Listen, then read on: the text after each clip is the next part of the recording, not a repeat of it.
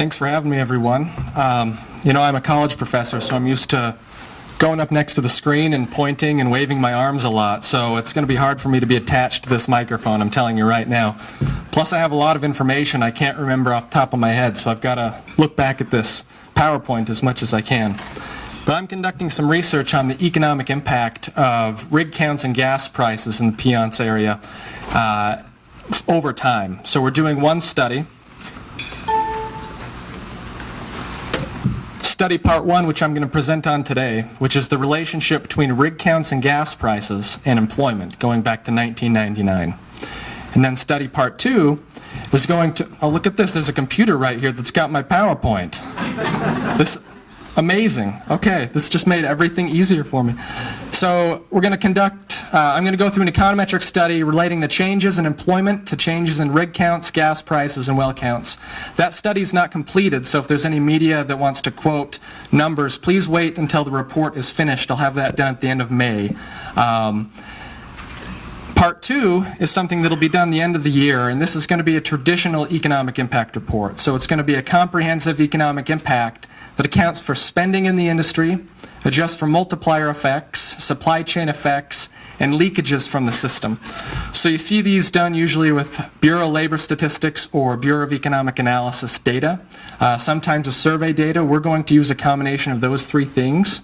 And if I have enough time, I have a couple slides on this study that I'll be conducting in fall. But I want to hit really the results that I have, which is study part one today. So I want to cover some previous studies just to give you an idea of the impact here in the Piceance region. Brown, who had a very clever study in 2015, he's at the Kansas City Federal Reserve. He looked at the relationship between rig count and employment in the top 12 oil and gas producing states. And what he found is that there was a long-run impact of 171 total jobs. Now that's full and part-time jobs, just what we count as employment. The 6-month cumulative impact was about 94 jobs. Brown says in his research that this is on the low side, and in my literature review that's exactly what I found. I use his methodology because I think it's the right methodology, but he has lower numbers than most other studies. Another study by Agerton shows 37 jobs for the first rig, and then the cumulative total effects over a couple of years are about 224 jobs created per rig over the long run. And this again was on the state level. So this study is done on the county level. I'll tell you what counties in just a second, but first I want to show you this rig count and employment graph. You can see the relationship. It's so hard for me not to just be in front of the PowerPoint screen. Used to lecturing, I guess. But you can see the strong relationship between Piceance employment and Piceance rigs. That increase in the late 2000s is almost a one-for-one correlation. And then you see the drop is not quite a one-for-one correlation, but it's very strong. You see that employment was resilient as a couple of counties diversified their employment a little bit more, but you can still see a fairly strong relationship up to about 2014, 2015. So, I use Mesa County, Rio Blanco, Garfield, Gunnison, Delta, and Moffat counties, and the data is from 1999 to 2018, and it's in monthly format. And I need to thank two people, Kirby Wynn and Chris Akers, for helping me get that data. You'd be amazed how difficult rig data on the county level is. I bet you're all thinking, I bet that's easy to find. It's not. And so those two came to the rescue, and we avoided paying a lot of money for a big company to research this data for us. So I want to say thanks to both of them. But we used an autoregressive distributed lag model for this study, and it's a very common model in this type of literature. And I also control for seasonal factors in employment because this is non-seasonally adjusted, which means that you're going to have cycles in smaller counties that have seasonal impacts with farming and whatnot. So what we do is we take the change in employment and we regress that on the change in employment lagged for 12 months, and then the change in rig count lagged for 6 months. And then the Y-looking character there is our seasonal factors. And so like I said before, this follows Brown's methodology, which I think is a really smart approach. So I'm really glad that Mr. Kennedy went before me, because he really talked about the importance of having basically a confidence interval, right? You have estimates, high-end estimates and low-end estimates for results in statistics. So you have to understand I'm right in the middle of this. This is the high-end estimate, essentially. So in the report is what you're going to see is a range based on statistical significance for these results. But following Brown's exact methodology is what we find is a long-run impact of jobs of 394 jobs. And I'll explain exactly what that means in a second. Following Brown's exact methodology wasn't the best statistical procedure, and so the second point is actually the best statistical procedure using a 3-month lag. And so that's the results that I consider more accurate. So the long-run impact on jobs we find to be 343 jobs. The 3-month impact on employment or jobs is 105. So let me explain what that means, because that's a big number, but I think once I explain what's included in that, it'll make a lot more sense. So you figure direct jobs for managing the rig, 40 to 50. Very high-paying jobs, right? On average, across the counties, you're looking at about $1,500 to $2,000 per week in wages for these types of jobs. You have jobs associated with managing the well after the rig has drilled, and then those are perpetual jobs if the well keeps producing. You have contractors that support both the rig and the wells. So you have water support, you have welders to come in and fix things, you have engineers that come in and reassess, you have pipeline repairs, you have infrastructure maintenance. So that's the direct stuff that's associated with this. But this result, because it looks at the lag of employment effects, also takes into account what we'd consider the multiplier effect. So if you're making $2,000 a week, which is a lot of money, what are you going to do? Well, I would probably save it because I'm boring, but other people who are smart and are living life are going to go spend it. And so, you buy a car, you go and you buy a house, you go out to eat a lot more. I have a student in one of my classes that I presented this to. Here, this is driving me nuts. I can't bend over anymore. Looks like I'll just deal with it. So I had a student in my econometrics class. I presented these results because I just happened to be teaching them an autoregressive distributed lag model in this class, right? And I presented the results. I said, what do you guys think about this? Pretty cool, huh? And the guy raises his hand. He says, my parents are in the rental car business. He says, we had 3 times the fleet in 2008 that we have today. And so you get these trickle-down effects with the multiplier where it's not just the direct 50 jobs that the rig employs. Okay, it's all of the support that surrounds it, and then that huge amount of spending that's relative to the type of jobs that exist in the counties that the drilling is in. So I did a little calculation here that I thought was interesting, because you always want to test the forecasting model, as Mr. Kennedy knows. I don't know where he's sitting, but I'm sure working at the EIA, you guys are always testing out your forecasts. So you figure in 2008, we had a strong national economy. 2009 through 2013, we had a weak economy. And then 2016, we have a strong national economy again. So the reason I say that is because what we can do now is compare 2008 rig count to 2016 rig count, and then use this model to predict how many jobs would have been lost, and then compare it to how many jobs were actually lost. So I do a newsletter for Montrose County and Mesa County where I look at employment numbers every quarter. And I'm always amazed when I graph labor force and employment in Mesa County, the precipitous drop right after the oil and gas bust of 2008. It's just alarming.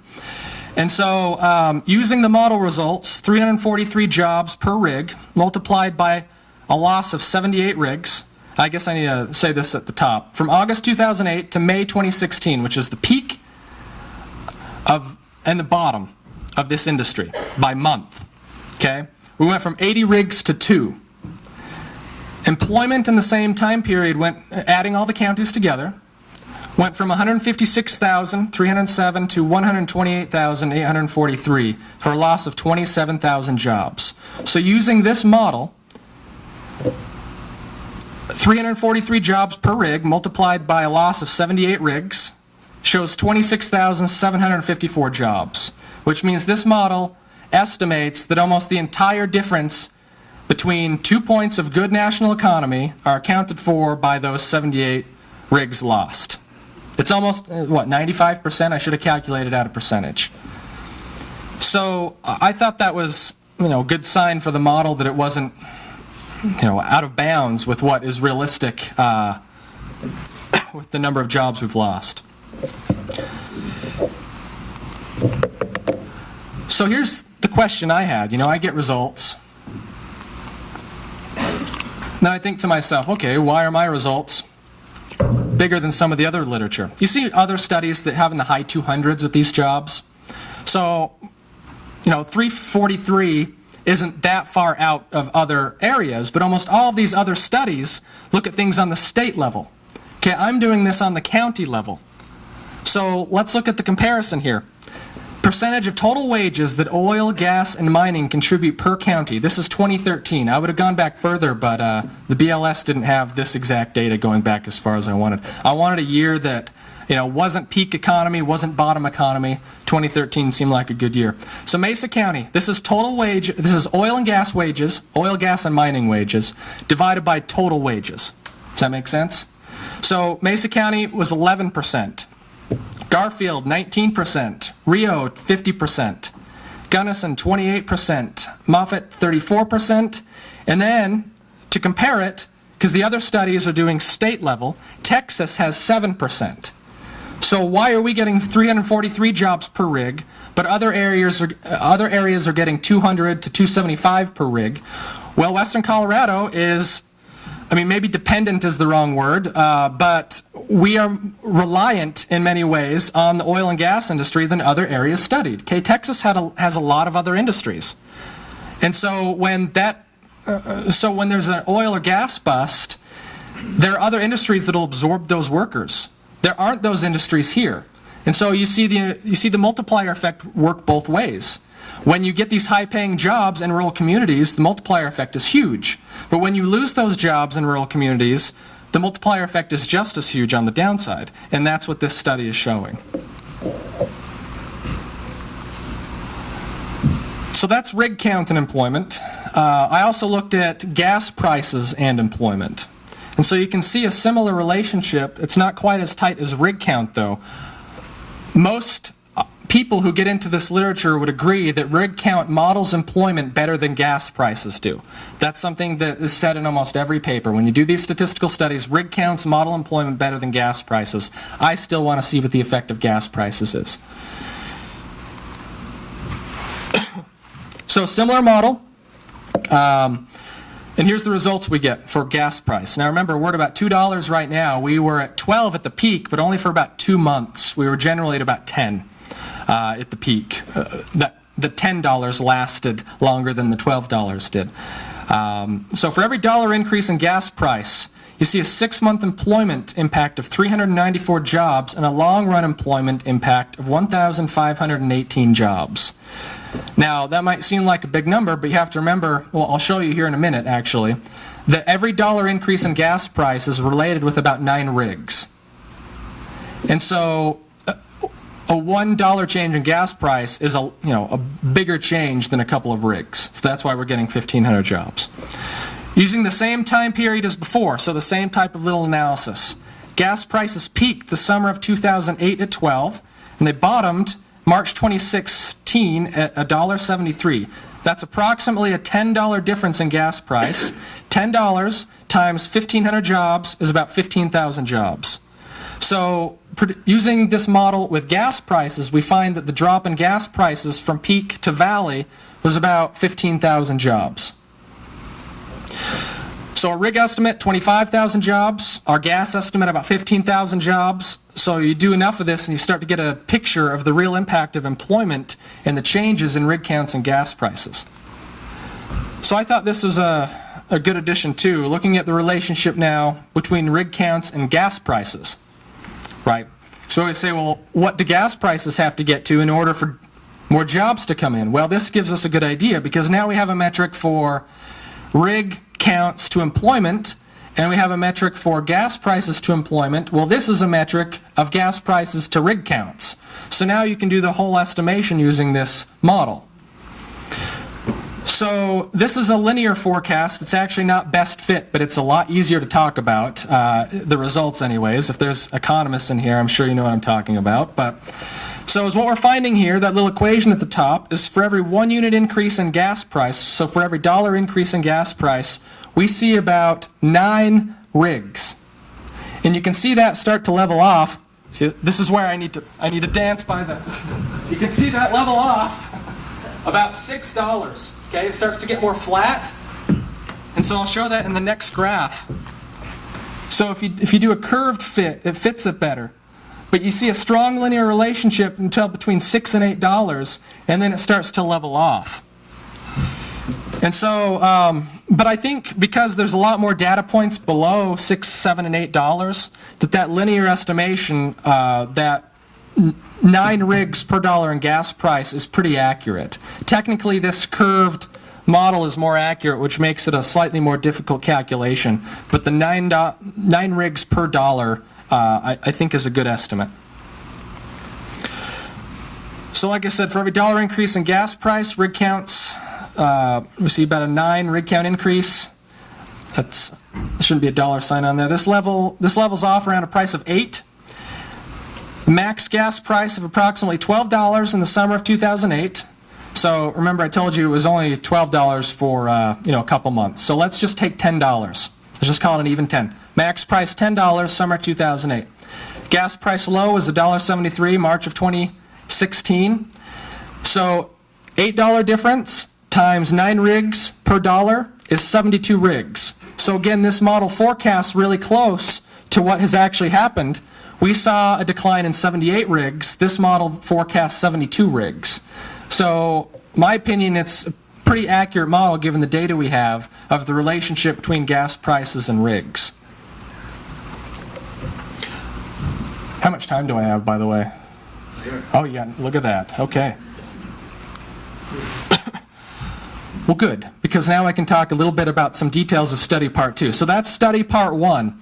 That I'll have done at the end of May. If anyone is interested in looking at the results, if media is interested in reporting on it, please wait till the final result, or the final paper is completely written. I'm just presenting results today. But the study part 2, which I'm really excited about, will take part in the fall. And this is an economic impact study that I think is pretty unique to the area. And I'm excited to see what the result is going to be. I'm waiting until the fall because I want to get 2017 data for my economic impact model. And just to back up a little bit, what I just showed you, the statistical analysis, that's a different approach than an economic impact report. The statistical analysis looks at trends and relationships between data and changes in data and lags in data. This is going to be plugging in all of the expenditures from the industry and getting multiplier effects, leakages, and supply chain effects to get the total impact for a 1-year period. And I wanted to do 2017 because 2016 was such an atrocious year. I thought it was an unfair year to do an economic impact model for. So, but I at least want to give you a couple details of what's coming because some of you in the industry may get my survey and I need you to respond to it. So, like I said, many studies have been conducted on the state level or the national level, but not on this narrow type of county level. These other studies, which are great, I'm not demeaning them in any way. I'm just trying to do this specific to the peons, which makes it a little bit different. Other studies look at the direct expenditures for gas and oil industry, but do not have the precise impact that various taxes imposed on the industry have on the county where the production takes place. So in this study, we'll be counting capital expenditures, operational costs, which both are fairly standard. Some reports will not include capital expenditures because they're hard to include, they're hard to get data for. We're going to get data, hopefully through survey if you all respond. But we're also going to count severance tax effects. We're tracking severance taxes from the county to the state and then back to the county, and counting that as an economic impact. So there are a lot of buildings and a lot of programs and a lot of services that FML dollars and severance tax dollars pay for that a lot of these economic impact studies do not include. We're going to include them so we can get the full impact of the industry on the local area. So it'll include severance taxes, the money that makes its way back to the county. So I've got spreadsheets from the nice people at DOLA who've been extraordinarily helpful in trying to put this together, where we can track what money went to the state and then came back to the county, and then we code it as building expenditure in my economic impact model. We get a really precise multiplier effect of the spending. Federal mineral royalty effects, both state and federal. Royalties from private landowners and the spending attached to those royalties, we're going to do an estimate. That's another thing that I don't see in a lot of economic impact reports, but is an added value of an industry in a local area. So this part of the study will be completed at the end of the year, 2018, probably late December, worst case scenario, early January. So if you're interested in that, you can contact me. I'm sure it'll hit newspapers at some point, and you can download it and read it. So anyways, thank you very much. I hope that was interesting.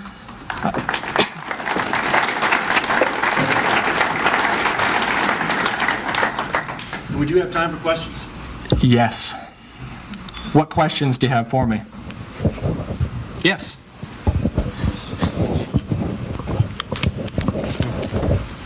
And then if you queue up with your hands, who wants to ask, go ahead and let us know who's going to be asking.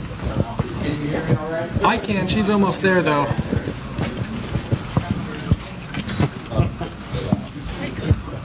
So one thing I think that's changed somewhat on rig count is that, and I'm a local politician, so I'm not an oil and gas guy, but I've been told that one rig today can do what 5 rigs did in 2008, and that had to be done because of when the gas prices dropped. Please, code red to clinic 1.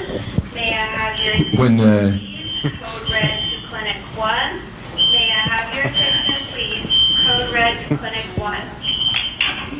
So for the industry to stay competitive at a $2 price point, they had to become more efficient. So have you taken that into account in your study? So it's not possible to control for that, but is what you can do, I'm aware of that, and I plan on discussing it in the final report, is what you can do is you can look at different time periods and then see how the job effect changes per rig. And so is what I'm going to have is a 1999 to 2008, 2009, I haven't decided on the exact cutoff. And then we're going to do kind of the post-crash period when you start to see those technological efficiencies.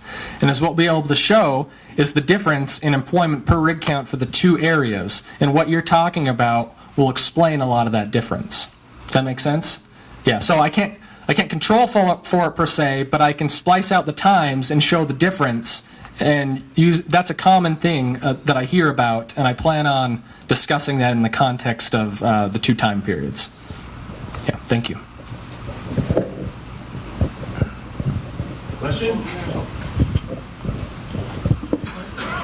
If anyone else has a question, go ahead and raise your hand now so we'll get to you. How will you be able to quantify things such as this? Our college receives a pretty large endowed scholarship from a landowner who received huge royalties, millions in royalties, and turns that back around. So it's kind of got a double positive impact on the local economy, because those families whose kids get scholarships then don't have to spend their own money on college education. They can put it back into the economy. How will you collect data like that for your study? Yeah, well, it's important in economic impact reports to not double count. And so what we have to do is we have to trace that royalty money, and we have to see or estimate. It's going to be hard to get exact data on this, and I'm clear about that when I do these types of reports. Severance taxes, we're going to have the data. FLM, we're going to have the data. Royalties, we're going to have to do some estimating because there's just not a spreadsheet out there that has everybody's royalty information, how much they spent. And so I'm going to be looking to get the best data I can, and then we're going to estimate how much of that money stays in the county based on previous studies. There are academic studies out there that just look at the effect of royalties and how much stays in an area. And so I don't have an exact answer for you because I haven't tackled that particular problem yet, but there are methodologies for counting it. There are best practice methodologies for counting royalties, and I'll employ them best I can. You know, those types of situations are going to be hard, though, because we're going to have instances where you know exactly where the money went. But then we're going to have instances that's a black box. And so part of the study is going to be me choosing and figuring out with best practices if I can count that, but then estimate the rest. You know, if there's a lot of data on donations from royalties, there's probably not, you know, and so these one-off instances that we can count, I have to do the best I can to estimate. We can collect exact data on the other things, though. And, you know, in a report, I'm just upfront about that. You just say, this part's 100%, this part's 100%, this part we have to estimate, and it is what it is. So I'm not sure this fits in the study you're currently doing, but something that we always struggle with here is the amount of severance tax and amount of FML dollars that are actually contributed out of this region into the state coffers, and then how much of that actually comes back to the region, because there's an anecdotal belief held that we've got 2 counties that contribute, you know, about 75% of those. There you go. Well, I understand that, but I'm talking about the real numbers. So if really these 2 counties contribute 50 to 75% of all the FML dollars that go into the state, Yeah. how much that comes back, and we can't quantify that. And I don't know if that fits in your study or not. We can quantify that. We can trace that money where it goes, because there are specific formulas in these 2 really fun flow charts. And so with severance and FML, basically I'm placing calls in some of these things to the agencies and saying, hey, I'm crazy enough to trace this money. Do you want to help me trace it? And I've been able to find the money every single time. County by county. County by county, that's right. And so DOLA tracks a lot of that. It's the big money we already have. I already have the big dollars. It's these smaller programs that get more challenging because sometimes things go into a general budget and you don't know what they spend it on. And so what I have to do is I have to count it as a general multiplier. You know, if we build a building in Mesa County because of FML dollars, then I can code that as a building and there are high multiplier effects from that. But if it goes into an education fund and we don't know exactly what the money was spent on, then I have to be safe and code it as general spending. Does that make sense? So there are solutions to a lot of these problems. It's just degrees of specificity, I guess. But the majority of this data, we have the specific information on. So Will that be in this report? it'll be in part 2. So it'll be the one at the end of the year, yes. Okay, great. Absolutely. Okay. Thanks, everyone.